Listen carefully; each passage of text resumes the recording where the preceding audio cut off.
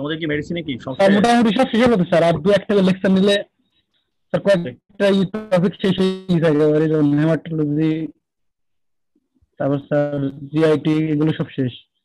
সব শেষ হয়ে বাকি গেছে আছে না? শুধু রেসপিরেটরি হুম। সিস্টেম। আর আপনার ওই দুইটা লেকচার নিলে উনি শেষ হয়ে যাবে।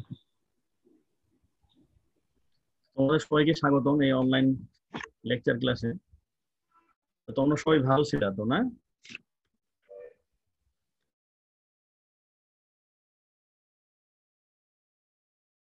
তোমাদের ভালো লাগছে অনেকে তো।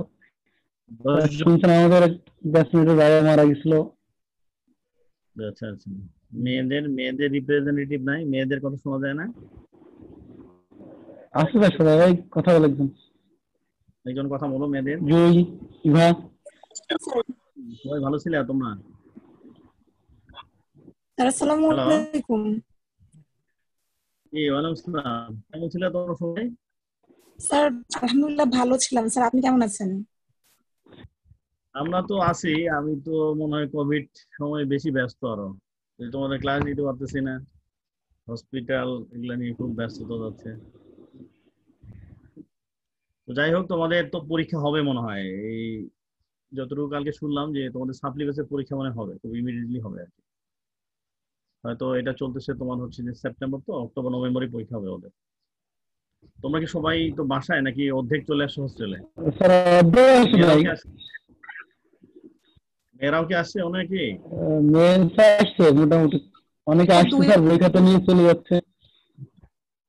মেয়েরাও কিন্তু এটা তো পারমিশন নাকি নাই, যে প্রিন্সিপাল বললো যে ওরা তো হোস্টেলে আসতেছে, কিন্তু এটা তো নাকি কালকে যে আমাদের দিদি মহোদয় যে, ঠিক আছে, উনি নাকি বলছে যে এটা তো পারমিশন আমি দিতে পারবো না, এটা তো সেন্ট্রাল পারমিশন যে তোমরা হোস্টেলে থাকবা। বুঝছো কিনা, এটা কি জানো কিনা তোমরা? এটা তো কালকে উনি বলতেছিল এভাবে যে এটা তো ওইভাবে পারমিশন দেওয়ার কথা না। তো যাই হোক আর কি। তো আমরা কোথায় ছিলাম, পড়ালেখা একটু করি। আমরা ছিলাম হচ্ছে যে কমপ্লিকেশন অফ জি স্যার, সিরোসিসে ছিলাম, তাই না? Condition of cirrhosis. আমরা ছিলাম কমপ্লিকেশন অফ সিরোসিস। আমাদের one of the important complication হচ্ছে যে সিরোসিস হওয়ার পরে hepatocellular carcinoma, that is development of HCC. ঠিক আছে কিনা? তো বলা হয় যে যেই পেশেন্ট গুলার এইচসিসি হচ্ছে, আমরা যদি সার্ভে করি আমরা দেখবো যে 75 to 90% পেশেন্টের অ্যাসোসিয়েশন থাকে কার সাথে? সিরোসিসের সাথে। That means a patient diagnose a case of HCC, you must exclude cirrhosis, but the etiology of the cirrhosis may be different. সেটা হতে পারে হেপাটাইটিস বি দ্বারা, হেপাটাইটিস সি দ্বারা, উইলসন ডিজিজ দ্বারা, অটোইমিউন হেপাটাইটিস দ্বারা, ঠিক আছে কিনা? তো কোনো পড়ছে ন্যাশ দ্বারা। তাহলে যে কোনো কিছু দ্বারাই হোক, কিন্তু এটা আলটিমেট ফেড হইতে পারে কি? Development of HCC. এই জন্য যখনই তোমার সাসপিশন থাকবে এটা পেশেন্ট এইচসিসি হচ্ছে, you must exclude cirrhosis of the liver. তাহলে মেজরিটি ক্ষেত্রে অ্যাসোসিয়েশন থাকছে কার সাথে? তাহলে HCC at the top of the, আমরা বলি এইভাবে যে HCC on the top of the cirrhosis, সিরোসিসের উপরে ডেভেলপমেন্ট অফ হেপাটোসেলুলার কার্সিনোমা। তাহলে এটা কি? এটা one of the most primary, এটা primary tumour of the liver. তাহলে আরো কি primary tumour of the liver আছে কিনা? তাহলে আরো কি ধরনের টিউমার আছে primary tumour of the liver? Cholangiocarcinoma, এটা একটা primary tumour of the liver, cholangiocarcinoma, যেটা বাইল ডাক্টে হয়। আর কি ধরনের টিউমার হয়? লিভারের সেকেন্ডারিজ হয়, যে অন্য জায়গায় টিউমার, বিশেষ করে জিআই ট্র্যাক্টের যে কোনো টিউমার, জিআই ট্র্যাক্ট যদি কি হয়, প্রাইমারি সাইট হয়, তাহলে এই টিউমার গুলো মেটাস্টেসিস করে কোথায়? লিভারে মেটাস্টেসিস করে। তাহলে একটা পটেনশিয়াল সাইট। তাহলে যখনই কোনো পেশেন্টের আমরা কি পাই, আমরা যখন হেপাটোমেগালি পাই, যখন আমার সাসপিশন থাকে this could be case of HCC or this could be secondaries, তাহলে ক্লিনিক্যালি আমরা ডিফারেন্সিয়েট করার চেষ্টা করি। তাহলে সবসময় আমরা জানি যে আমাদের প্রিভিয়াস নলেজ থেকে আমরা জানি যে যদি কি হয়, যে আমরা বলি যে টেন্ডার হেপাটোমেগালির কয়েকটা কারণ বলো, তোমাদের পরীক্ষায় সবসময় ধরা হয় যে টেন্ডার হেপাটোমেগালির কারণ বলো। আমরা কি বলি? অ্যাকুট হেপাটাইটিস, হেপাটোসেলুলার কার্সিনোমা, দেন রাইট হার্ট ফেলিওর, তাই না? আমরা এইভাবে বলি। তাহলে যখনই একটা লিভার বড় পাওয়া যায়, তখন এটা একটা ডিফারেন্সিয়াল আসে, যেটা হেপাটোসেলুলার কার্সিনোমা হইতে পারে, আবার এটা সেকেন্ডারি হইতে পারে। ব্যাড সাইডে কিছু ক্লু নিয়ে আমরা আগে কিভাবে হবে যে লিভারটা বড় হলো, কিন্তু এটা বললাম কি যে ইউজুয়ালি হেপাটোসেলুলার কার্সিনোমাতে হচ্ছে যে লিভারটা কি হয়, টেন্ডার হয়, এবং এটা কি হয়, এটা ইউজুয়ালি সারফেসটা কেমন থাকে, ইরেগুলার। সারফেসটা স্মুথ থাকে। জি, অনেক সময় কি হয় যদি সেকেন্ডারিজ হয় তাহলে কি হয়, এটা নডিউলার সারফেস হতে পারে, নডিউলার সারফেস ইউজুয়ালি। আমি সবসময় একটা এক্সাম্পল দেওয়ার চেষ্টা করি, যে মনে করো যে তোমাদের হোস্টেলে তোমাদের বন্ধুরা আসছে অন্য মেডিকেল থেকে, ঠিক আছে কিনা, অনেক 10-12 জন বন্ধু হয়ে গেছে, তোমাদের রুমে হচ্ছে সিট আছে 2টা, তো তোমরা কিভাবে এখানে রাতের বেলা তোমরা কিভাবে হচ্ছে যে শুবা, তোমাদের রুমে কিভাবে ঘুমাবে সবাই? তো দেখা গেলো যে হয়তো ওই 2 জনের জায়গায় একটা বিছানায় 2জন করে 4 জন, তারপর মেঝেতে আসো, জায়গা হচ্ছে না, তারপরে যে দেখা যাচ্ছে যে যেখানে পাচ্ছে সেভাবে কোনো মতে শরীরটা এলাই দিয়ে ঘুমাচ্ছে। তো সেকেন্ডারিসের ক্ষেত্রে যেটা হয়, সেকেন্ডারিস হচ্ছে যে এটা বাইরে থেকে, তাহলে ইনভেডার তারা বাইরে থেকে আসে, তাহলে এটা কোনো ডেফিনিট কোনো হচ্ছে যে তোমার প্যাটার্ন ফলো করে না। যখন লিভারে তারা আসে ঢুকে তখন ডেফিনিট কোনো প্যাটার্ন ফলো করে না। এই কারণে আসলে ইরেগুলারিটিস হয় লিভারের ইরেগুলারিটিস এই কারণে হয়, লিভারটা বড় হয় এবং নডুলার হয়, বিক্ষিপ্ত ভাবে লিভারটা বড় হয়।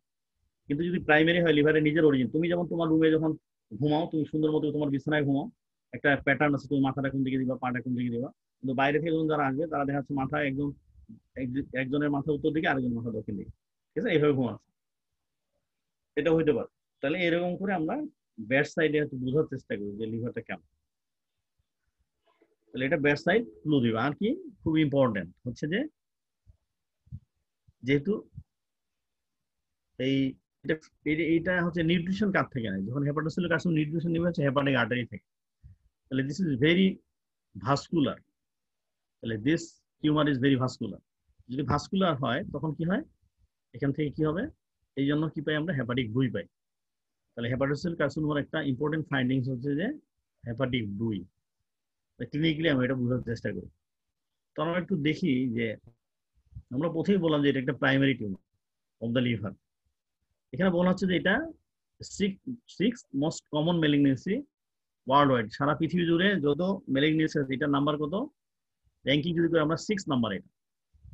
এবং হচ্ছে যে যত ক্যান্সার রিলেটেড ডেথ হয় তার কত নাম্বার, এটা 3rd ক্যান্সার রিলেটেড ডেথ। এটা কি যায় না এখান থেকে? স্যার যাচ্ছে না তো স্যার। না গেছে, তোমরা কি দেখতেছো স্লাইড দেখা স্যার যায়? স্লাইড তো প্রথম এপিডেমিওলজি ওই স্লাইডটা দেখা যায় শুধু। ও না আচ্ছা ঠিক ঠিক আছে, আছে। ওইখানেই আছে। তাহলে যত ক্যান্সার রিলেটেড ডেথ হয় তার হচ্ছে র্যাঙ্কিং এটা হচ্ছে 3 নাম্বার। তুমি যদি একটু চিন্তা করো যে মেল ফিমেল রেশিও, ঠিক আছে না, এটা বলা হয় এবারও কিন্তু মেলরা বেশি সাফারার। কার্ডিওভাস্কুলার ডিজিজ যেমন মেলদের বেশি হয়, এখানেও কিন্তু দেখা যাচ্ছে যে বিশেষ করে আইএসডি টাইপের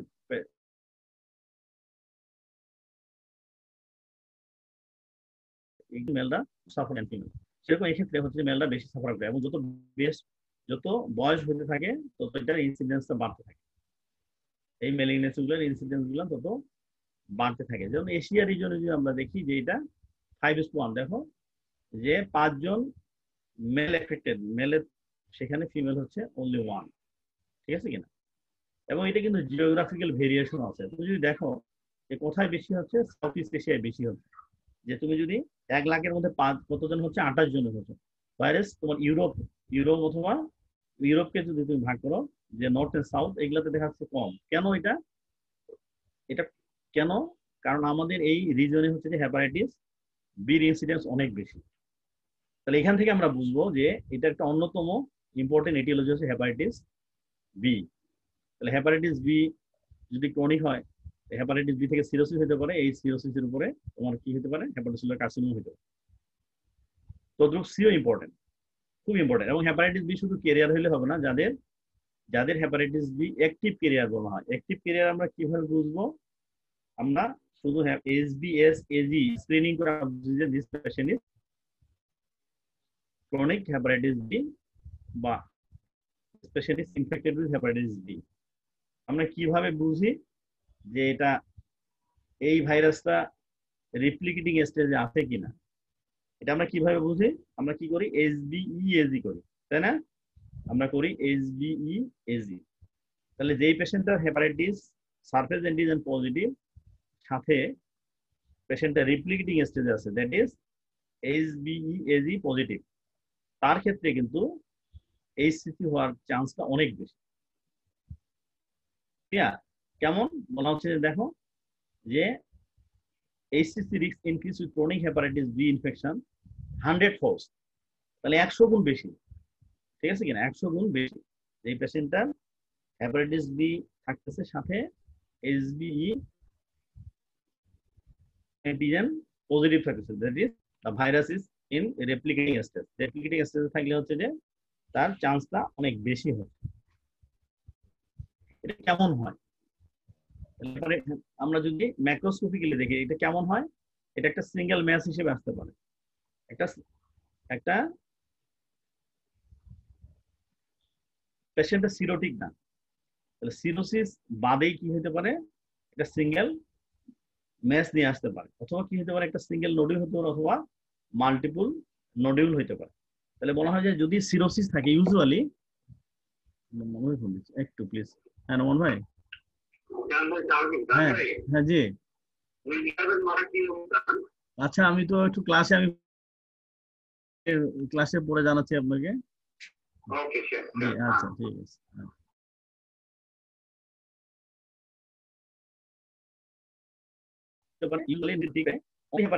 সেক্ষেত্রে একটা সিঙ্গেল ম্যাচ হতে পারে। ইউজুয়ালি যখন সিরোসিসের ব্যাকগ্রাউন্ড হয় তখন কি হয়? এটা মাল্টিপল নোডিউল নিয়ে আসে, এবং আমরা আগেই বললাম এটা ব্লাড সাপ্লাই কোথা থেকে নেয়? এটা হেপাটিক আর্টারি থেকে ব্লাড সাপ্লাই নেয়। এবং এই টিউমারটা স্প্রেড করে কিভাবে? এটা স্প্রেড করে বাই পোর্টাল ভেইন ইনভেশনের দ্বারা এটা স্প্রেড করে। তাহলে বলা হয় যে এই তোমার হচ্ছে যে টিউমারটা লিম্ফ নোডে মেটাস্টেসিস হতে পারে। দেখা গেল যে আমি কি কিন্তু একটা সুপ্রাক্যানিয়াল লিম্ফ নোড পাইতে পারি, তাহলে একটা লিভার বড় সাথে lymph node, this could be cause of HCC. But other রিজনে মেটাস্টেসিস ভেরি রেয়ার, যেমন লাংস বা বনস, এই জায়গাগুলোতে মেটাস্টেসিস খুব ভেরি রেয়ার, খুব কম মেটাস্টেসিস হয়। দ্য প্রবলেম ইজ দ্যাট যখন একটা পেশেন্ট, মনে করো তুমি দেখবা যে আমরা যখন আল্ট্রাসোনোগ্রাফি করি, একটা পেশেন্ট হেপাটোমেগালি আছে পেশেন্টের, আমরা যখন আল্ট্রাসোনোগ্রাফি বলি, ওরা বলে যে multiple space occupying lesion in the liver, এভাবে বলবো।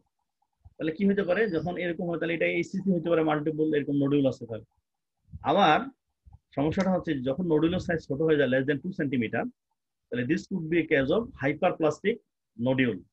কারণ আমরা সিরোসিসের সময় থেকে জানি কি সিরোসিস কি হতে পারে? এটা এরকম একটা রিজেনারেটিভ নোডুল তৈরি হয়, তাই না? রিজেনারেটিভ নোডুল তৈরি হয় সিরোসিস। তখন কি হয়? আমাদের কনফিউশন হয়ে যায় যে তাহলে কি এটা কি আসলে এইচসিসি নাকি আসলে এটা সিরোসিসের সেই হাইপারপ্লাস্টিক নোডুল বা রিজেনারেটিভ নোডুল, এরকম হইতে পারে, কনফিউশন হতে পারে। তাহলে কিভাবে আমরা ডিফারেন্সিয়েট করব? The important thing is that যদি হাইপারপ্লাস্টিক নোডুল হয় তাহলে কি হবে? এটা ভাস্কুলার সাপ্লাই তো থাকার কথা না, কারণ আমরা জানি যে এইচসিসি হচ্ছে হাইপার ভাস্কুলার, তাহলে হেপাটিক আর্টারি থেকে যেহেতু সাপ্লাই নেয়, তখন আমরা এমন কোনো মডালিটিস অফ ইনভেস্টিগেশন ব্যবহার করব যেটা দ্বারা কি করবো? আমরা ভাস্কুলারিটিটা বুঝতে পারবো। তাহলে ভাস্কুলারিটি যেখানে থাকবে তাহলে এটা হচ্ছে যে হেপাটোসেলুলার কার্সিনোমা। ক্লিয়ার কিনা? তাহলে এটা একটু মাথায় রাখতে হবে সবসময়, ওয়ার্ডে এটা ফেস করবো তোমরা যে multiple Soyel in the liver. তাহলে তো কি হতে পারে? এটা সেকেন্ডারি হতে পারে, এটা এইচসিসি হতে পারে, এটা হাইপারপ্লাস্টিক নোডিউল হতে পারে, বা রিজেনারেটিভ নোডিউল অফ সিরোসিস, সেটাও হতে পারে। Next slide. তাহলে আমরা বললাম যে এটিওলজি আমার মনে জানা হয়ে গেছে। তাহলে প্রথমেই যখন একটা এইচসিসি চিন্তা করবো আমরা এক্সক্লুড করার চেষ্টা করবো যে whether this patient is suffering from cirrhosis or not. Cirrhosis কি কি কারণে হতে পারে? দেখো আমরা ওই কারণগুলাই, হেপাটাইটিস বি।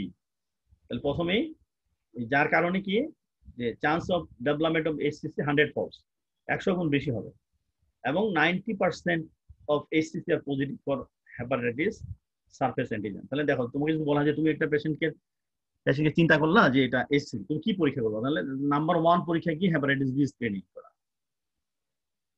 এবং কি করবো? হেপাটাইটিস সি স্ক্রিনিং করবো। তারপর কি এই পেশেন্টটা সিরোসিস আছে কিনা সেটা দেখবো। এই যে বললাম আমি যে 75 to 90% ক্ষেত্রে এটার সাথে রিলেশন থাকে কার? সিরোসিসের। এখন আমরা অনেক সময় জানি যে সিরোসিসের তো সব কারণগুলো আমরা পাই না, তাহলে হেপাটাইটিস বি সি স্ক্রিনিং করবো, সাথে পেশেন্টটা সিরোটিক কিনা সেটা আমরা বোঝার চেষ্টা করবো, ঠিক আছে কিনা। তাহলে আবার পেশেন্টটা কি হতে পারে, অ্যালকোহলের হিস্ট্রি থাকতে পারে, অ্যালকোহলিক সিরোসিস হতে পারে, ওই সিরোসিসের উপরে তার এসিসি হতে পারে, এটা ন্যাশ হতে পারে, হিমোক্রোমাটোসিস হতে পারে। তো আদার যে এটিওলজি আছে সিরোসিসের, সেগুলোর ক্ষেত্রে কিন্তু chance of development of ACC a bit lower. আমরা যদি নেক্সট স্লাইডটাতে দেখি, দেখো যে এই যদি আমরা গ্রাফটা দেখি, দেখো যে পেশেন্টটা cirrhosis due to Wilson's disease, তার দেখো chance of development of HCC very low, ধরো কত 5% or something. HCC due to cirrhosis due to primary biliary cirrhosis, সেক্ষেত্রে হয়তো in and around 10%। যেই পেশেন্টের অ্যালকোহলিক সিরোসিস, তার ক্ষেত্রে chance of development of HCC কত, ধরো নিয়ার অ্যাবাউট 30%।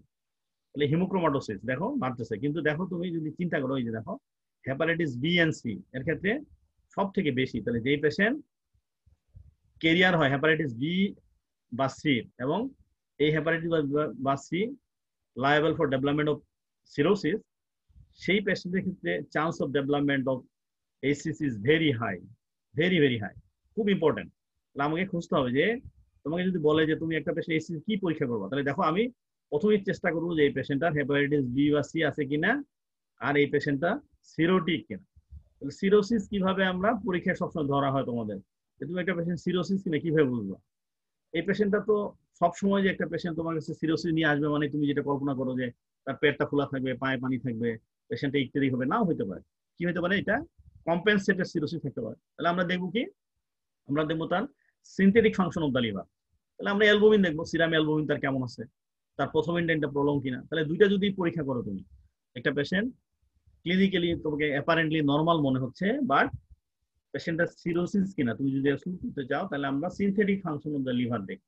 কি দেখি সিনথেটিক ফাংশন, তাহলে একটা হচ্ছে যে অ্যালবুমিন দেখবো, আর কি বিভিন্ন কোয়াগুলেশন ফ্যাক্টরের মধ্যে কি দেখবো, প্রথমে টাইম দেখবো, প্রথমে টাইম বেশি হবে অ্যালবুমিন কমে যাবে। আর কি এক্সক্লুটরি ফাংশন, অ্যাপারেন্টলি যদি পেশেন্টটা কি হতে পারে, একটেরিকও হতে পারে, সেটা দেখবো। তাহলে এইভাবে দেখবো। এরপরে হচ্ছে যে তারা কি ইমেজিং করার চেষ্টা করবো, যে তার ইকোটেকচার, লিভারের ইকোটেকচার কেমন আছে, আলট্রাসোনোগ্রাফিতে আমরা বোঝার চেষ্টা করবো, ঠিক আছে কিনা। আদার ইনভেস্টিগেশন গুলো করবো, এইভাবে আগে আসতে চেষ্টা করবো।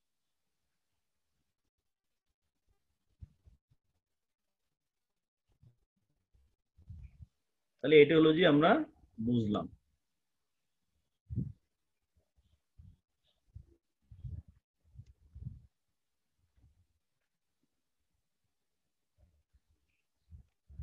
এটা কি নিয়ে আসে, কিভাবে এটা প্রেজেন্ট করে, বলা হয় যে ক্লাসিক্যাল প্রেজেন্টেশন, এটা দুই ধরনের প্রেজেন্টেশন থাকে। তাহলে typical presentation of ACC one of the two ways, দুই ভাবে প্রেজেন্ট করে। তাহলে দুইভাবে এটা প্রেজেন্ট করে, দুই ভাবে যে কোনো একভাবে তোমার কাছে আসতে পারে। কিভাবে, আমরা প্রথমেই জানলাম যে 75 থেকে 90% ক্ষেত্রে এটা অ্যাসোসিয়েশন থাকে সিরোসিসের সাথে। তাহলে কি হতে পারে, ডিটোরিয়েশন অফ দ্য সিরোসিস। একটা স্টেবল পেশেন্ট ছিল, তার শুধু পেটটা খোলা ছিল, পায়ে পানি ছিল, এই পেশেন্টটা কি হলো, বললো যে আগে এখন গ্রাজুয়ালি তার জন্ডিসটা বাড়তেছে, বা কি হলো পেশেন্টটা ভেরিসেল ব্লিডিং হচ্ছে, বা পেটটা আগে এত খোলা ছিল না, এখন বেশি ফুলে গেল, বা কি হলো এটা এনকেফালোপ্যাথি ডেভেলপ হলো। তাহলে একটা সিরোটিক, একটা স্টেবল একটা সিরোটিক পেশেন্ট যদি কি হয়, যদি খারাপ হয়ে যায়, তাহলে তুমি চিন্তা করবো যে এটা there may be a chance of development of ACC। সবসময় আমরা ওয়ার্ড এটা বলার চেষ্টা করি যে একটা স্টেবল পেশেন্ট যখন খারাপ হয়ে যায়, তখন তুমি you must exclude HCC exclude করতে হবে। তাহলে একটা কি হতে পারে, ডিটোরিয়েশন অফ দ্য সিরোসিস। তাহলে এটা একটা প্রেজেন্টেশনের ধরন।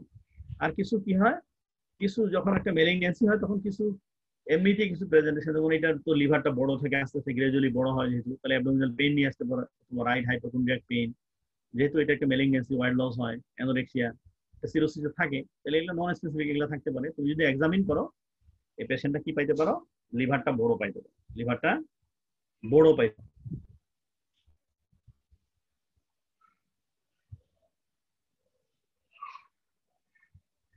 আর কি এসআইটিস থাকলে আমরা সেটা শিফটিং ডায়ালনেস ফ্লুইড ফিলে পাবোই। আর কি বললাম আমি, যে হেপাটিক ব্রুই খুব ইম্পর্টেন্ট, হেপাটিক ব্রুই আছে কিনা এটা ইম্পর্টেন্ট। তাহলে এইভাবে পাবো আমরা। তাহলে এটা একটা প্রেজেন্টেশন, যে সিরোসিসটা খারাপ হয়ে গেল, স্টেবল পেশেন্টটা। আরেকটা কি প্রেজেন্টেশন হতে পারে, আরেকটা হইতে পারে যে ডিউরিং স্ক্রিনিং কোনো সিমটম নাই, কিন্তু তুমি জানো যে একটা পেশেন্ট যদি হেপাটাইটিস বি বা সি ক্যারিয়ার হয়, এই পেশেন্টটাকে এভরি 6 মান্থলি কি করতে হয়, স্ক্রিনিং করতে হয় with with imaging and alpha fetoprotein. খুব ইম্পর্টেন্ট এটা। এটা তোমাদের পরিবারে বা আমাদের অনেকেরই পরিবারে হেপাটাইটিস বি পেশেন্ট থাকে, আমরা কিন্তু এটা টেক কেয়ার করি না। বা অনেক ডক্টররাও আমি দেখেছি যে খুব গুরুত্ব দেয় না এটা, বলে ঠিক আছে আমি এটা করছি, আমার তো অ্যাক্টিভ রিপ্লিকেশন নাই, হেপাটাইটিস বি ভাইরাস ডিএনএ অত বেশি না, ঠিক আছে কিনা, অত বেশি না মানে ধরো 1 লাখের বেশি হলে চিকিৎসা দিতে হয়, তো সেটা নাই। তো এই কিন্তু সিরিয়াস হতে হবে, যে বলা হচ্ছে যে যদি হেপাটাইটিস বি বা সি ক্যারিয়ার হয় তাহলে প্রতি 6 মাস পর পরে তাকে কি করতে হবে, পেশেন্টটাকে এই পেশেন্টটাকে আলট্রাসোনোগ্রাফি করতে হবে এবং আলফা ফিটোপ্রোটিন করে দেখতে হবে যে কি অবস্থা আছে। তাহলে কি করতে পারবো আমরা, আমরা আর্লি ডায়াগনোসিস করতে পারবো। যদি এরকম হয় যে আলফা ফিটোপ্রোটিন বেশি এবং আলট্রাসোনোগ্রাফিতে বলতেছে এসওএল ইন দ্য লিভার, তাহলে কিন্তু তুমি আর্লি ডায়াগনোসিস যদি করতে পারো তাহলে কি করতে পারবো আমরা, হেপাটিক ওই টিউমারটাকে আমরা কেটে ফেলতে, হেপাটিক রিসেকশন আমরা ম্যানেজমেন্টে দেখবো, এটা কিন্তু অলমোস্ট কিউরেটিভ। তাহলে আমি যদি ওই জায়গাটা কেটে ফেলতে পারি তাহলে কিন্তু অলমোস্ট কিউরেটিভ। এই জন্য এটা খুব ইম্পর্টেন্ট যে এই পেশেন্টটাকে তোমাকে এভরি 6 মান্থলি স্ক্রিনিং করতে হবে। তাহলে এই পেশেন্ট আমরা দুইভাবে আমরা এটাকে ডায়াগনোস করতে পারি, এইচসিসি ডিউরিং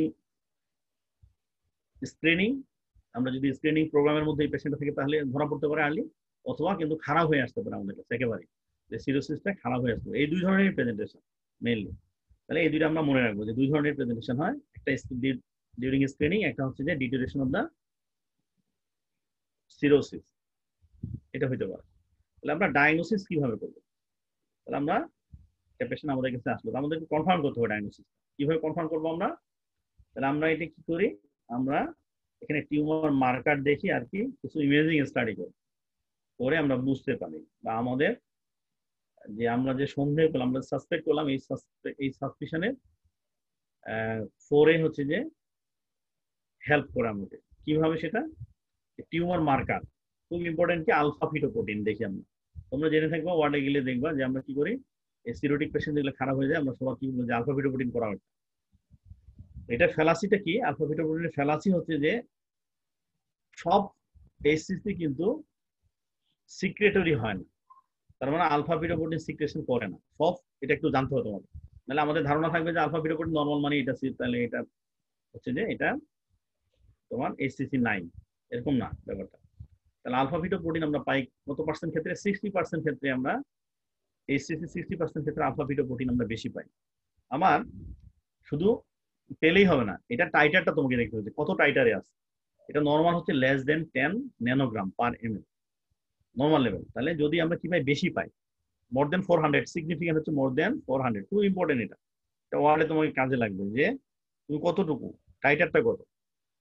কারণ কি, নর্মালি যখন হেপাটাইটিস বি এন্ড সি দ্বারা, আমরা জানি যে hepatitis B C and low grade কিন্তু ইনফ্লামেশন আমাদের শরীরে করতেই থাকে, যখন লিভারে করতেই থাকে। তো এইটা কি হয় যে যদি হচ্ছে যে তোমার হেপাটাইটিস করে হেপাটাইটিস বি বা সি, নর্মালি কিন্তু আলফা ফিটোপ্রোটিন বেশি পাইতে পারি আমরা ডিউরিং ইনফ্লামেশন। সেই কারণে এই টাইটারটা খুব গুরুত্বপূর্ণ। একটা হচ্ছে রেজিং টাইটার, যে তুমি এটা করা আছে 15 দিন আগে একরকম, 15 দিন আগে করলে তুমি 100 পেলা, এরপরে দেখা গেল যে আরেকটা ভ্যালু দেখা যাচ্ছে 1 মাস পরে যেটা 200। তাহলে রেজিং ভ্যালুটা খুব ইম্পর্টেন্ট, যে এটা গ্র্যাজুয়ালি তোমার হচ্ছে যে টিউমার মার্কার এই টাইটারটা গ্র্যাজুয়ালি বাড়তেছে, এটা খুব ইম্পর্টেন্ট। অথবা একবারে তুমি দেখলা যে এটা কত আছে, এটা 5000 আছে, 4000 আছে একবারে, মিনিমাম মোর দেন 400 ন্যানোগ্রাম, তাহলে এটাকে সিগনিফিকেন্ট হিসেবে আমরা ধরে নেব। কিন্তু খুব ইম্পর্টেন্ট হচ্ছে কত পার্সেন্ট ক্ষেত্রে আমরা ওইটা পাবো, আমরা 60% ক্ষেত্রে এটা এই টিউমার মার্কারটা রেজ পাবো। এটা খুব ইম্পর্টেন্ট, এটা আমাদেরকে মনে রাখতে হবে। আরেকটা জিনিস আমাদের এখানে খেয়াল করতে হবে যে এটা তাহলে আমাদের কি করে ডায়াগনোসিস এটা হেল্প করে, ডায়াগনোসিস এটা হেল্প করে। আর কি করে, আমরা যদি এই পেশেন্টটা ধরো চিকিৎসা দিচ্ছ তুমি, বা একটা পেশেন্ট তুমি চিকিৎসা করলে হেপাটিক রিসেকশন হয়ে গেল, আমরা বলবো যে রিসেকশনটা কিউরেটিভ, পরে আবার এই পেশেন্টটা আবার এইচসিসি হচ্ছে কিনা এটা দেখার জন্য আসলে এটা কি এই মার্কারটা কাজে লাগে। তাহলে এটা প্রগনোসিস দেখার জন্য আমরা তোমার হচ্ছে যে এটা হেল্প করে। আর হচ্ছে যে এটা ট্রিটমেন্ট রেসপন্স দেখার জন্য হেল্প করে, ট্রিটমেন্ট দিলা এইটা টাইটারটা গ্রাজুয়ালি কমতেছে, তার মানে তোমার ওষুধ কাজ করতেছে, আমার এটা গ্রাজুয়ালি বাড়তেছে, তার মানে কি এটা টিউমারটা সাইজে যত বড় হবে এটার টাইটারও তত বড় হবে, এরকম হবে। তাহলে এটা আমরা হচ্ছে যে আমাদের ট্রিটমেন্ট প্রসেসটাকে আমরা ফলো করি, এটা এইটার এই টাইটারটা দেখে খুব ইম্পর্টেন্ট। তাহলে আমরা আলফা ফিটোপ্রোটিন করবো। এরপরে খুব ইম্পর্টেন্ট হচ্ছে ইমেজিং স্টাডি। ইমেজিং স্টাডি কেন আমরা বললাম যে স্ক্রিনিং করার সময় আমাদেরকে একটা আল্ট্রাসোনোগ্রাফি করতে হবে। Best imaging modalities easily available কোনটা? আল্ট্রাসোনোগ্রাফি। তো একটা জিনিস মনে রাখতে হবে যে আল্ট্রাসোনোগ্রাফি অলওয়েজ অপারেটর ডিপেন্ডেন্ট। তাহলে যে চালাবে সে যদি এক্সপার্ট না হয় তাহলে কিন্তু রেজাল্ট উল্টাপাল্টা আসবে, ঠিক আছে কিনা? নর্মালি হচ্ছে যে লেস দেন 2 সেন্টিমিটার যদি সাইজ হয় কোনো নোডিউলের, তাহলে এটা কিন্তু আল্ট্রাসোনোলজি সোনোলজি এটা হতে নাও পারে, ঠিক আছে কিনা? তখন হচ্ছে যে আমরা কি করবো, সিটি বা এমআরআই করতে হয় তখন, ঠিক আছে না? ইউজুয়ালি মোর দেন 2 সেন্টিমিটার যদি হয় আল্ট্রাসোনোগ্রাফিতে বলে দিতে পারে যে এরকম একটা এসওএল আছে লিভারে, ঠিক আছে কিনা? আল্ট্রাসোনোগ্রাফির আরেকটা সুবিধা হচ্ছে যদি আমরা আল্ট্রাসোনোগ্রাফি করি তাহলে আমরা একসাথে কি বুঝতে পারবো, যেটা এই পেশেন্টটা কি সিরোটিক কিনা, তাহলে লিভার ইনফেকশন সে বলে দিতে পারবে, এটা সুবিধা আছে। বা এটার সাথে অন্য কোনো কমপ্লিকেশন হচ্ছে কিনা, যে এটা পোর্টাল হাইপারটেনশন হচ্ছে, পোর্টাল ভেন ডায়ামিটার, দেন হচ্ছে যে তোমার স্প্লিনোমেগালি, এটা বলে দিতে পারে স্প্লিন আছে কিনা, সাইটিস আছে কিনা। আরেকটা কি সুবিধা, আমরা বললাম যে এই টিউমারটা স্প্রেড করে কোথায়, কার মাধ্যমে? এই টিউমারটা স্প্রেড করে তোমার হচ্ছে যে পোর্টাল ভেইনের মাধ্যমে।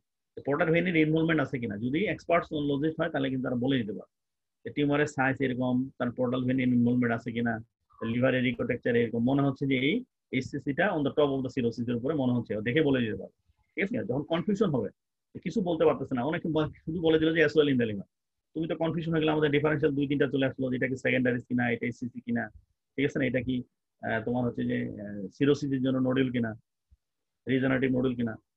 তখন কি করবো, তখনই হচ্ছে কোশ্চেনটা হচ্ছে যে স্পাইরাল সিটি উইথ কন্ট্রাস্ট। তাহলে কন্ট্রাস্ট সিটি করা হয়, তাহলে কি কি মানে সুবিধাটা কি, যে স্মল সাইজ টিউমার যেমন ধরতে পারে, সাথে ভাস্কুলারিটি অফ দ্য টিউমার বুঝতে পারে। যদি হাইপার ভাস্কুলার হয় তখন গোস in favour of HCC.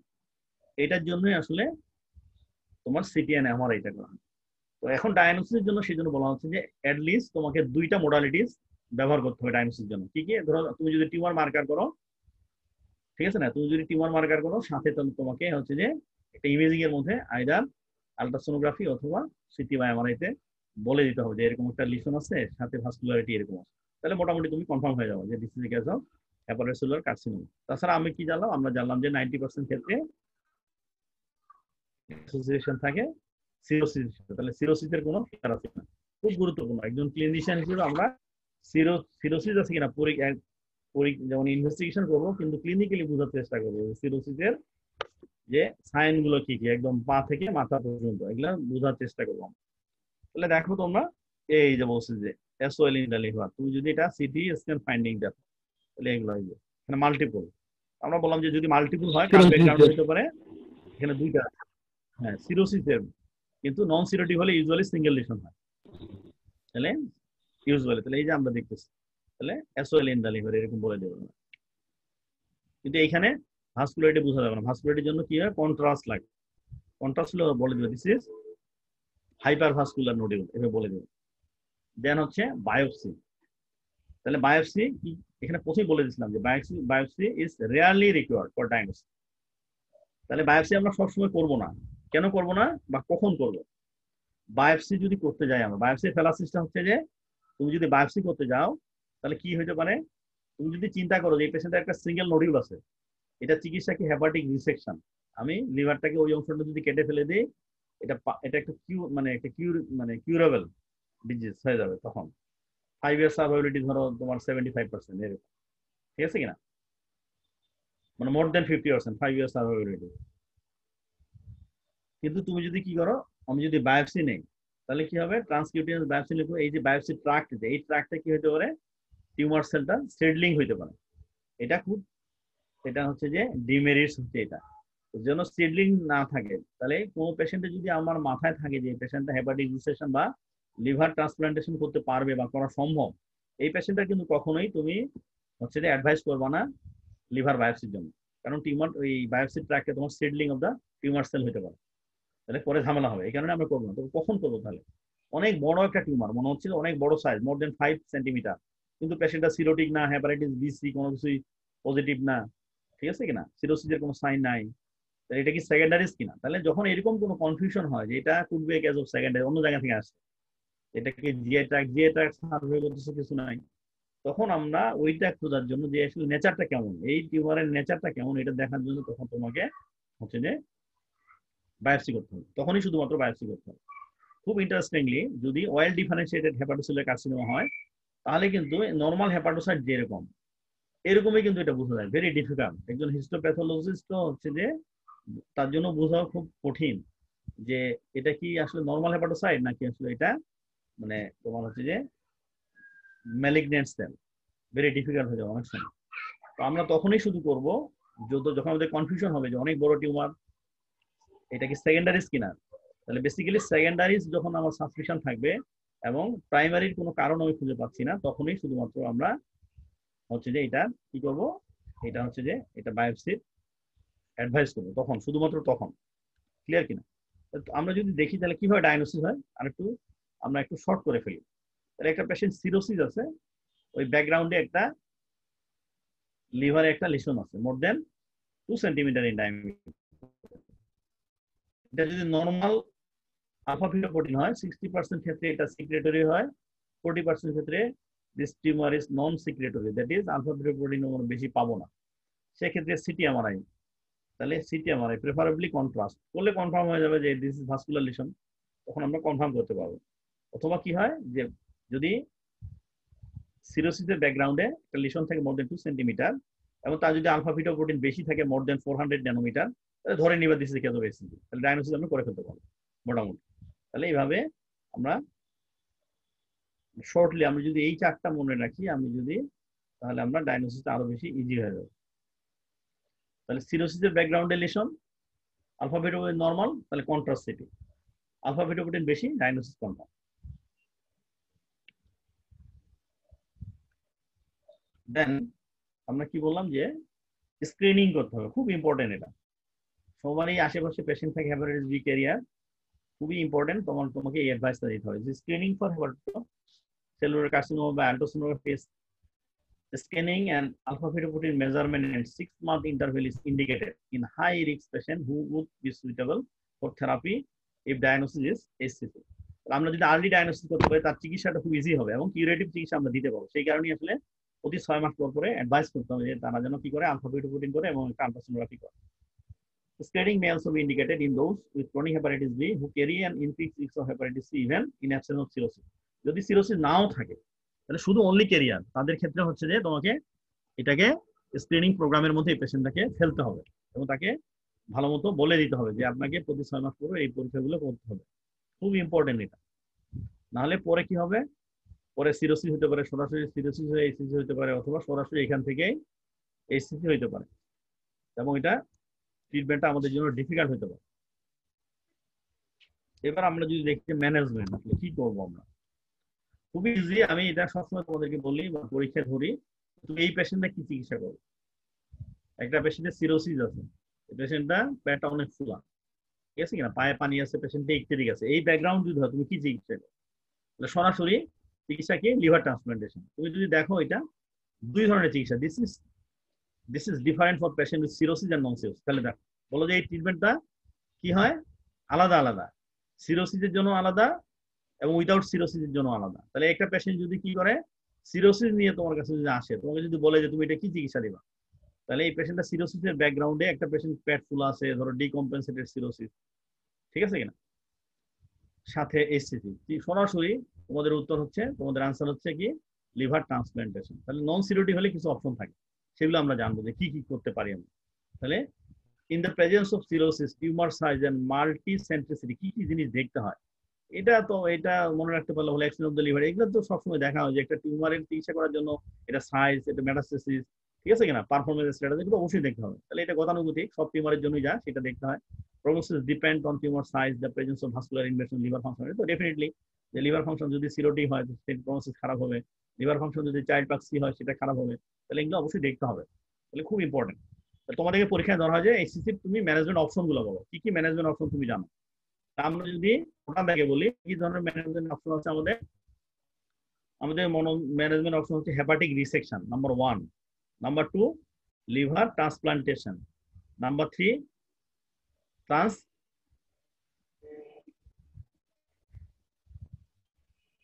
পারকিউটিনিয়াস therapy, number 4 trans arterial chemo embolization, যেটাকে টেস্ট বলা হয়, যেটা ঢাকায় হয়। ঠিক আছে, এটা তোমাদের এই কারণে জানতে হবে, এটা টেস্টটা আমাদের দেশেই হচ্ছে। Trans arterial chemo embolization then systemic chemotherapy. তাহলে অপশনগুলো আবার একটু বলি। Hepatic resection number 1, number 2 liver transplantation, number 3 percutaneous therapy, number 4 trans arterial chemo embolization, number 5 chemotherapy. এইটা হচ্ছে headline, this is the headline. এখন আমরা একটু একটু করে যাই যে হেপাটিক রিসেকশন কাদের ক্ষেত্রে। This is the treatment of hepatic resection কাদের ক্ষেত্রে। ট্রিটমেন্ট হচ্ছে ফর নন সিরোটিক পেশেন্ট, যেটা বললাম আমরা, যে যদি পেশেন্টটা নন সিরোটিক হয়, একটা সিঙ্গেল লিশন আছে লেস দেন 3 সেন্টিমিটার বা less than 5 centimetre, single lesion, তাহলে কি করবো, সরাসরি হেপাটিক রিসেকশন। খুব ইম্পর্টেন্টলি দেখো, the patient with hepatic resection, the survivability 5 years survivability at 5 years, এবং কি হয় যে the recurrence rate of this group is 50%। তুমি দেখো যে পেশেন্টটার সিরোসিস হচ্ছে, মানে যে পেশেন্টটা হচ্ছে যে নন সিরোটিক, ক্লিয়ার কিনা, নন সিরোটিক এবং হেপাটিক রিসেকশন করে আমরা চিকিৎসা করতেছি, এই পেশেন্টে কিন্তু রিকারেন্সও হইতে পারে, আবার ডিনোভো হইতে পারে, যে জায়গাগুলো নর্মাল যে লিভার সেল আছে সেখান থেকে কিন্তু আরেকটা টিউমার হইতে পারে, সেটা কতদিন পরে, 5 বছর পর, ঠিক আছে কিনা, সেটা 5 বছর পরে, এবং রিকারেন্সটা কত 50%, 50%, কিন্তু সার্ভাইভিলিটি দেখো 5 ইয়ার্স, সার্ভাইভিলিটি কিন্তু এই পেশেন্টটা 5 ইয়ার্স। তাহলে যারা নন সিরোটিক পেশেন্ট থাকবে, সিঙ্গেল লিশন থাকবে, তাদের ক্ষেত্রে ট্রিটমেন্ট চয়েস হচ্ছে hepatic resection. This is important. আর কি, hepatic resection should be considered in HCC and non cirrhotic liver, যেটা বলা হলো, including fibronebular variety. Resection can be carried out in highly selected patient with cirrhosis. The cirrhosis হলে বলতেছে, সেই জন্য আমরা এটা বলবোই না। যদি তোমাকে কেউ প্রভোগ করে যে সিরোটিকি করা যাবে কিনা, তখন হ্যাঁ করা যাইতে পারে sir. Well preserve hepatic function, দেখো চাইল্ড পার্ক 1 এ থাকতে হবে, ঠিক আছে কিনা। Who are unsuitable for liver transplantation, যাদের লিভার ট্রান্সপ্লান্ট করা কোনো মতেই যাচ্ছে না, কিন্তু এটা ডিফিকাল্টিস হচ্ছে, it carries high risk of post operative decompensation. তাহলে যদি কম্পেনসেটেড সিরোসিসও হয়, কিন্তু তুমি দেখা গেল যে এটা করার হেপাটিক রিসেকশন করার পরে দেখা গেল যে এই পেশেন্টটা লিভার ফেলিওরে চলে গেল। তো তোমাকে যদি বলে যে নন সিরোটিক পেশেন্টের চিকিৎসা কি, তাহলে আমরা সরাসরি কি বলবো, আমরা বলবো যে হেপাটিক রিসেকশন। কিন্তু কাদের ক্ষেত্রে, well preserve hepatic function, unsuitable for liver transplantation, এই পেশেন্টগুলোকে কি করতে পারি, আমরা করা যাইতে পারে হেপাটিক রিসেকশন, এই পেশেন্টগুলোরও করা যেতে পারে। দেন হচ্ছে লিভার ট্রান্সপ্লান্টেশন, খুব ইম্পর্টেন্ট। দেখো ওইটার 5 ইয়ার সার্ভাইভিলিটি কত ছিল, হেপাটিক রিসেকশনের 50%, কিন্তু আমরা যদি এইখানে দেখি যে লিভার ট্রান্সপ্লান্ট হলে 5 ইয়ার সার্ভাইভিলিটি ফলোইং লিভার ট্রান্সপ্লান্টেশন ইজ 75%। এই 5 ইয়ার্স কেন, তোমরা হয়তো ইতিমধ্যে জানো যে 5 ইয়ার্স একটা ক্যান্সারের পেশেন্ট যদি 5 বছর বাঁচে, আমাদের এটা সাকসেস রেট ধরে নেওয়া হয় 100%। আমরা একটা ক্যান্সারের পেশেন্টকে যদি 5 বছর বাঁচাইতে পারি আফটার ডায়াগনোসিস, তাহলে আমাদের সফলতা কত পার্সেন্ট, 100%। তাহলে কত পেশেন্ট আমাদের সফলতার মধ্যে কত পার্সেন্ট পেশেন্ট ধরা দেয়, 75% পেশেন্ট ক্যান্সার হওয়ার পরে 5 বছর মধ্যে বাঁচে কত, 75, যদি আমরা লিভার ট্রান্সপ্লান্ট করি। লিভার ট্রান্সপ্লান্ট করলে সুবিধা কি, আমি যেটা বললাম যে হেপাটিক রিসেকশন যদি করো, তাহলে যেই এটিওলজির জন্য এই লিভারটাতে একটা ক্যান্সার সেলের জন্ম নিয়েছে, সেই ইটিওলজি তো রয়ে গেল অন্যান্য লিভার সেলগুলোতে, তাহলে সেখান থেকে আবার কি হতে পারে, ডিনোভো একটা টিউমার হতে পারে, ক্লিয়ার কিনা। কিন্তু আমি যদি গোটা লিভারটাকে তুলে ফেলে দিই, তাহলে সেক্ষেত্রে ওই চান্সটা থাকতেছে না, ঠিক আছে কিনা, ওই চান্সটা থাকতেছে না। আমরা কি, আর যদি মনে করো এটিওলজি থাকে, ধরো এই পেশেন্টটা হেপাটাইটিস বি আছে বা সি, ক্রনিক হেপাটাইটিস, তাহলে আমরা লিভারটাকে তো তুলে ফেলে দিলাম, লিভারটা চেঞ্জ করে ফেললাম, ট্রান্সপ্লান্ট করে ফেললাম, তাহলে ওই চান্সটাও থাকছে, এই সুবিধাটা আমরা পাচ্ছি। Transplantation has the benefit of curing the underlying cirrhosis and removing the risk of second or de novo tumor in an risk patient. Risk patient এর ক্ষেত্রে আমরা তাহলে এই সুবিধাটা ট্রান্সপ্লান্টেশনে আমরা পাচ্ছি। তাহলে গোটা লিভার টাইপকে আমরা সরাই ফেলতেছি। এখানে সেকেন্ড টাইম যে আবার রিমেইনিং সেল থেকে একটা টিউমার হবে, এই সম্ভাবনাটা কমে যাচ্ছে, ঠিক আছে কিনা। আর হেপাটাইটিস বি বা সি থাকলে কি করতেছি, আমরা সেটাকেও সরাই ফেলতেছি, এই সুবিধাটা পাচ্ছি, ঠিক আছে। কাদের ক্ষেত্রে করবো আমরা, দেখো যে single tumour less than 5 centimetre in size, অথবা 3 টিউমার স্মলার দেন 3। এটা খুব মনে রাখতে হবে আমাদেরকে, যে কাদের ক্ষেত্রে মিলান ক্রাইটেরিয়া বলে এটাকে, মিলান ক্রাইটেরিয়া, কাদের ক্ষেত্রে লিভার ট্রান্সপ্লান্ট করবো। যদি সিঙ্গেল টিউমার হয় এটা লেস দেন 3 সেন্টিমিটার সাইজ হয়, অথবা একটা single tumour less than 5 centimetre size, তাদের ক্ষেত্রে কি করতে হবে, লিভার ট্রান্সপ্লান্টেশন করতে হবে। ঠিক আছে কিনা, ক্লিয়ার? এটা লিভার ট্রান্সপ্লান্ট করবো আমরা তাদের ক্ষেত্রে।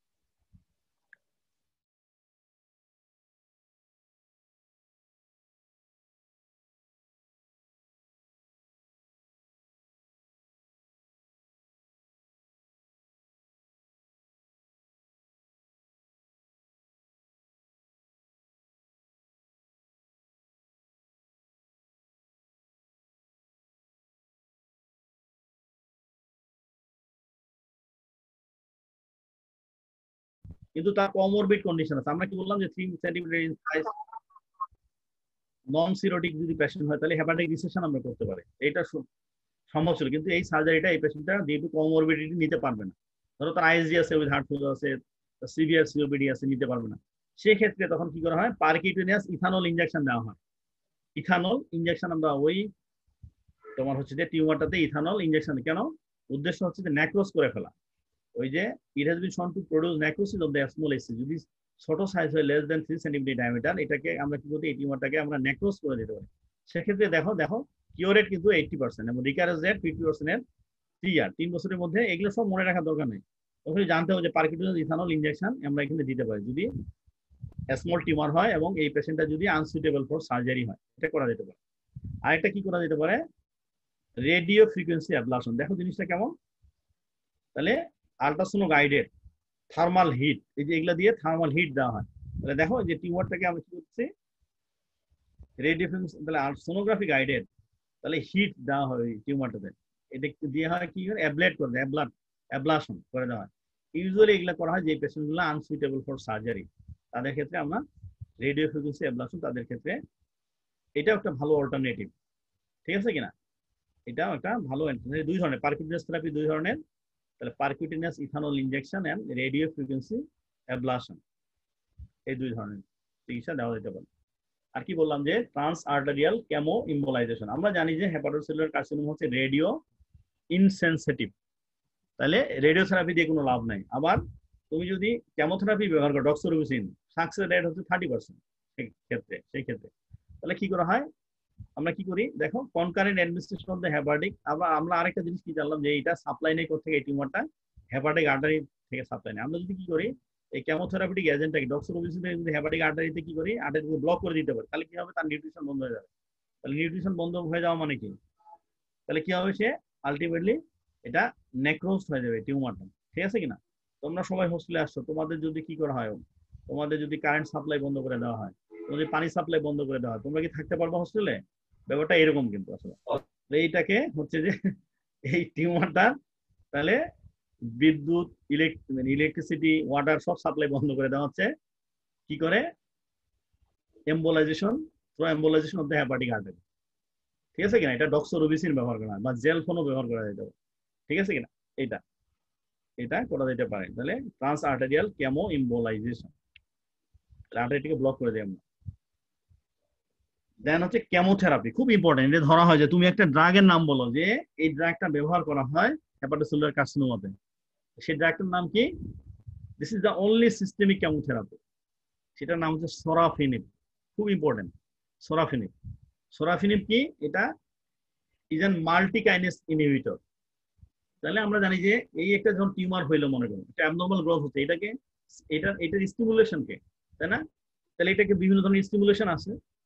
ঠিক আছে কিনা, তো তাহলে এর পিছন থেকে এর মদতদাতাকে, তাহলে এই টিউমারের মদতদাতাকে এই যে বলা হচ্ছে যে vascular endothelial growth factor, platelet derived growth factor, এই যে সিগন্যালিং এইখানে কাজ করে, এদেরকে ইনহিবিট করে হচ্ছে যে এই সিস্টেমিক কেমোথেরাপিউটিক এজেন্টটা, vascular endothelial growth factor and platelet derived growth factor. তারা হচ্ছে যে এই টিউমারের মাস্টার মাইন্ড হচ্ছে এরা, তাই না, এই মাস্টার মাইন্ডকে ধরে হচ্ছে এই কেমোথেরাপি।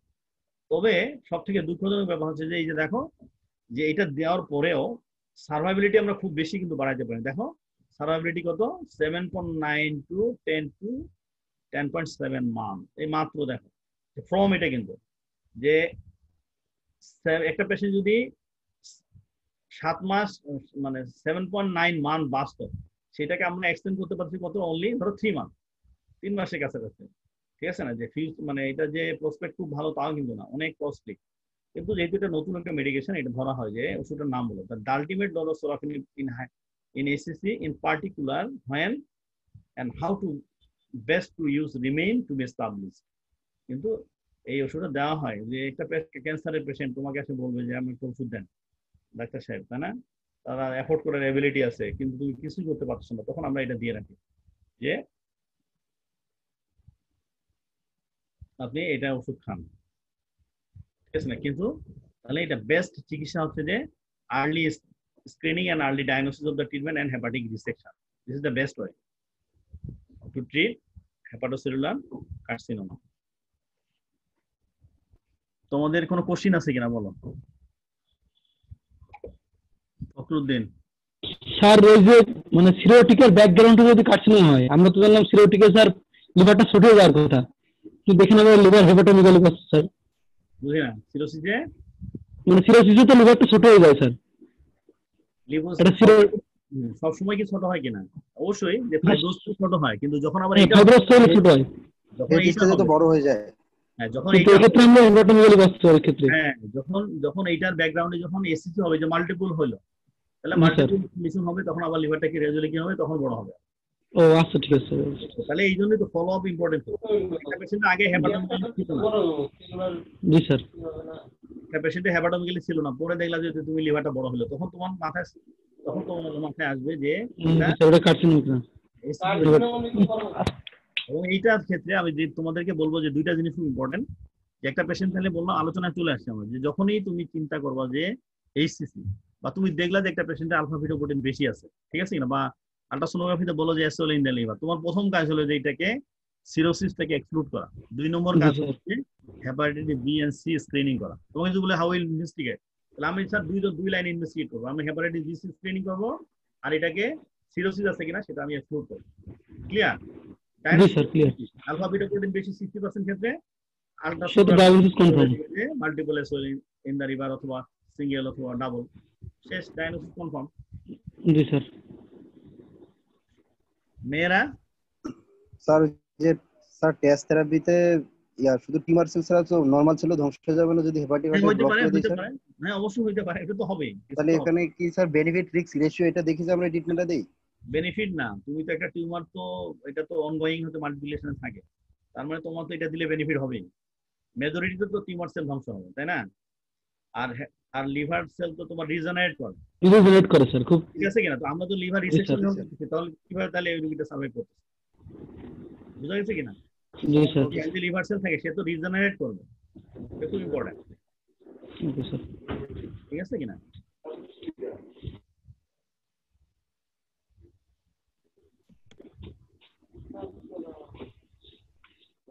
আর কোনো কোশ্চেন? তোমাদেরকে দেখা যাবে কিভাবে? স্যার আমরা যদি ভিডিও অন করে দেখা যাবে স্যার। ভিডিও অন করো। জি স্যার।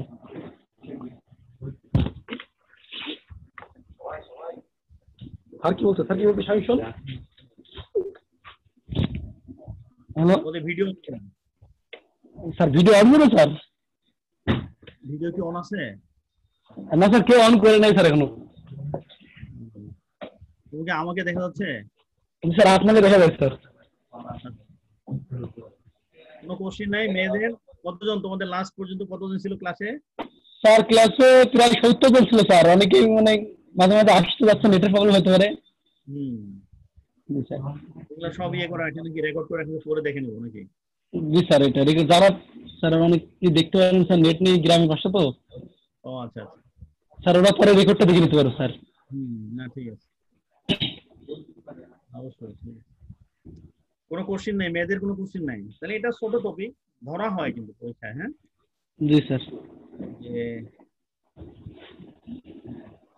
টেন্ডার হেপাটোবিলি এটিওলজি তো সবসময় ধরা হয় যে কি কারণ।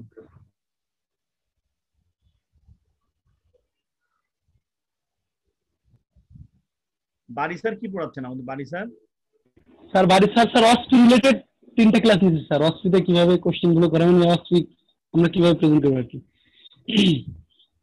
আচ্ছা আচ্ছা। আর স্যার ওই যে মানে মিড লেভেলের ক্লাস দিতে চাইছে মানে সিএ সাবজেক্ট, মানে ওয়ার্ড রিলেটেড। তো স্যার এখন তো মানে এই ক্লাস এখনো শেষ হয়নি স্যার আমাদের লেকচার। আর অনলাইনে স্যার একদিনে 5-7টা ক্লাস করা তো অনেক ঝামেলা যাচ্ছে। হ্যাঁ ঝামেলা তো। আমাদের তো শেষ কেন, মানে কার ক্লাস শেষ হয়নি? না স্যার ক্লাস আর 1-2 সপ্তাহের মধ্যে শেষ হয়ে যাবে সব ক্লাস। সার্জারি তো শেষ হয়নি স্যার এখনো। সার্জারি এখনো অনেক ক্লাস বাকি স্যার। সার্জারি তো স্যারদেরকে বলো। জি স্যার। স্যার আমাদের বলছে আর তো শেষ হয়ে গেছে। গাইনির কি অবস্থা? স্যার গাইনি শেষ স্যার। গাইনি শেষ। আর স্যার ওয়ার্ডের ক্লাসগুলো স্যার পেশেন্ট ছাড়া কেমনে করা যায় এগুলো তো ঝামেলা স্যার অনলাইনে কিভাবে কি। না এটা তো কষ্ট হবে। হ্যাঁ তারপর যতটুকু হয় আর কি 60-70% কভার করবে তো। জি স্যার। পেশেন্ট গুলো দেখতে হবে তোমাদেরকে। তোমাদের পরীক্ষা বোধহয় একসাথে হবে না, ওদেরটা মনে হয় আগেই হবে যেটা বুঝছি। জি স্যার সাপ্লি ব্যাচ আগে হবে স্যার আমাদের পরে, ওদের পরে তোমাদের কি যদি হয় আর। রেগুলার কবে হওয়ার কথা ছিল এটা? স্যার নভেম্বরে প্রথম সপ্তাহে পরীক্ষা শুরু হয়।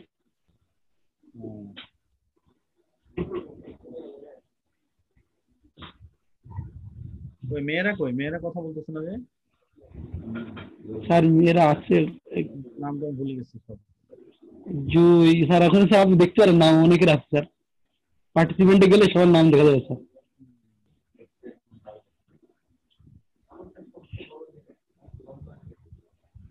কোনো কোশ্চিন নেই না তোমাদের? না স্যার আর মনে হয় কোশ্চেন নেই কারণ। মোটামুটি ঠিক আছে। আমারও একটু ব্যস্ত, আমি কলেজে যাবো আবার, আর ফোনও আসতেছে। জি ঠিক স্যার। আছে, নেক্সট ক্লাস আমার বাকি থাকবে কোনটা? স্যার নেক্সট ক্লাস তো হিমোক্রোমাটোসিস বাকি আছে এখনো। স্যার লিভার অ্যাক্সেস কি পড়াবেন স্যার আপনি, মানে মেডিসিনে? হ্যাঁ পড়াবো। ও স্যার স্যার দুইটা বাকি আছে। পড়ায় ওরা কি সার্জারিতে পড়ায়? স্যার লিভার অ্যাক্সেস সার্জারিতে পড়াইছে স্যার। তো পড়া হয়ে গেছে? জি রিপিট স্যার। দরকার আছে তোমরা কি মনে করো তাই? স্যার জি স্যার। রিপিটেশন দরকার আছে? স্যার দরকার আছে স্যার, আপনি মেডিসিনে পড়ান স্যার, কারণ এগুলো তো অনেক কিছু মেডিসিনে থাকে স্যার, সেখান থেকে পরীক্ষা করতে হবে। আচ্ছা ঠিক আছে, অসুবিধা নেই। তাহলে আমি নেক্সট ক্লাসে তোমরা একটু সময় দিও, কবে দিতে পারবে আগামী সপ্তাহে, তাহলে আমি এটা পড়াই দেবো তোমাকে। স্যার উইলসন ডিজিজ এটা তো বাকি আছে স্যার। কোনটা? উইলসন ডিজিজ বুঝি না। Sir Wilson disease. উইলসন, হ্যাঁ উইলসন পাবো। আমি 3টা লেকচার নিবো তোমার উইলসন। Okay sir. হ্যাঁ জি স্যার। ঠিক আছে। তো ঠিক আছে, তোমরা কষ্ট করে আসো, সবাইকে ধন্যবাদ তোমাদেরকে। কথা বোঝা যাচ্ছিল সব? শোনা যায় মানে? জি স্যার বোঝা যাচ্ছিল স্যার, সবই ভালো স্যার। সিস্টেম ডিস্টার্ব করে অনেক সময়। ঠিক আছে, আসলে সরাসরি না থাকলে সামনে ক্লাসের মজাটা। জি স্যার আসলে। ঠিক আছে ঠিক আছে। হ্যাঁ থ্যাংক ইউ, সবাই ভালো থাকো, ওকে স্যার। সাবধানে থাকো। জি স্যার, সালাম আলাইকুম স্যার।